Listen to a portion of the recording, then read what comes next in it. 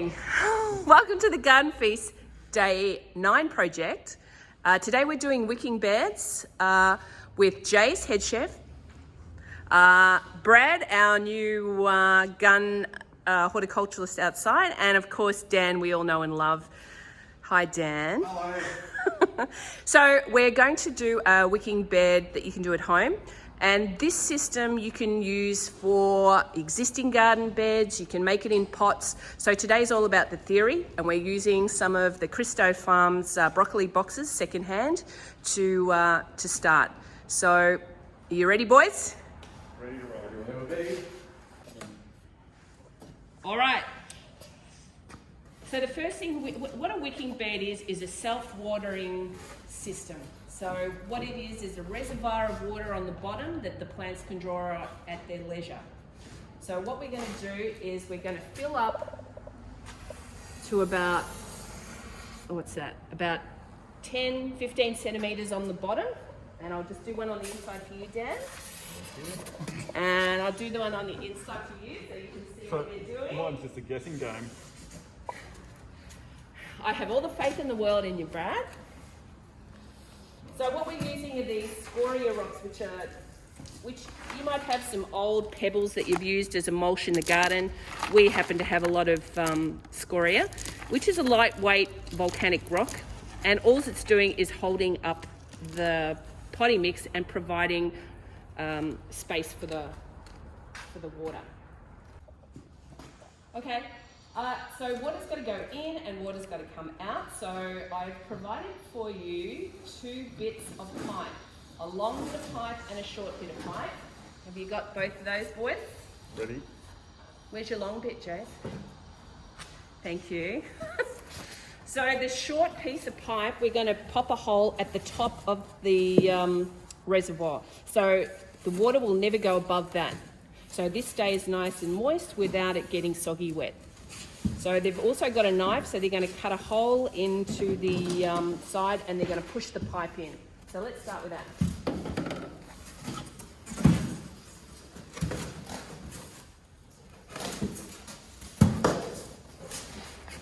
Nice.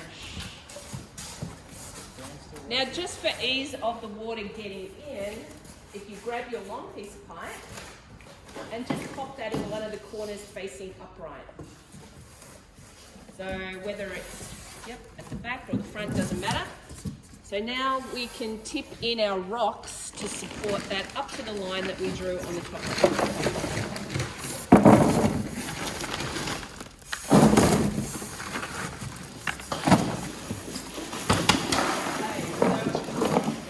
Make sure our pipe is upright. What you'll find also is a piece of cloth somewhere around your bike.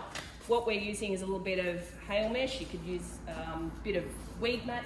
That goes on top of your pebble to stop the potting mix from falling in and filling up the holes. So pop that on the top. And then, again, we're using our terracotta and tub. And we want to fill it up with potting mix and allowing around about 2 centimetres from the top. So open your bag of potting mix, boys, and pop in your potting mix.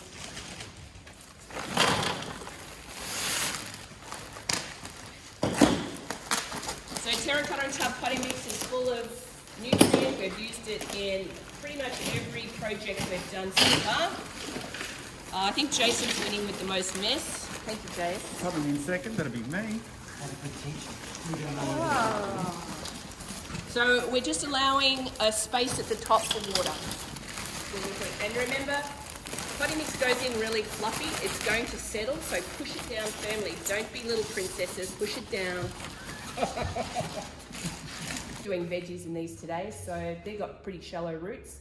This box here you could plant 3 zucchini plants and get zucchinis for 3 months of the year. Today we're going to plant little growing edible plants such as mixed lettuce and beetroot and radish and pak choy, so that you can pick multi things. Maybe it might be a salad box. It could be a cat grass, cat mint, something for your pets. It doesn't have to be polystyrene. You could drill a hole in the side of a pot and fill it up. If you get on our YouTube channel, you can see that we've converted a very big vegetable garden that was 20 years old into self-watering. So this is just a theory. So first, now we're going to pot on some veggies. So boys, before we pot on anything, we always water in to make sure the potting mix is moist. So Jace, if you could start. I don't want enough water for it to go out of the outlet. This is inside, so we're going to take it out. So we're just going to do it enough so that we can plant. Do you know what yours? Oh, you don't have a can. Oh, would you pass it along, please? Stop hogging it. Thank you for It's a child, Jason. You're a child. That means I win. Good job. It's like an Olympic relay, half on the button. So boys, pick some veggies that you might want to put in, and we'll split up some punnets. Righto. Well, it's nothing better than getting home and cooking your dinner with some fresh herbs and veggies and things when you get home. So what I've chosen today, I'm going to do some spring onions, because you can use spring onions in just about anything you cook. So I'm going to go with things that I want to plant. And they don't take up a lot of space either, spring onions. And I also learnt that if you just chop the top off them when you're picking them, they'll reshoot, so you don't have to keep replacing them all the time. Awesome. Hey, Marie, just a quick question while I'm doing this. What is the benefit of a wicking bed, as opposed to, for example, me buying one of the veggie pods that we sell here? Well, that is a good question. The veggie pods are self-watering as well, Yeah. which is using this basic system that we're doing today. And I guess in the summertime when you're growing things, it's really hard to keep up the watering. You know, you go to work, things wilt during the day. Whereas if you've got a reservoir of water underneath constantly watering your plants, a lot less stress, the plants are a lot healthier.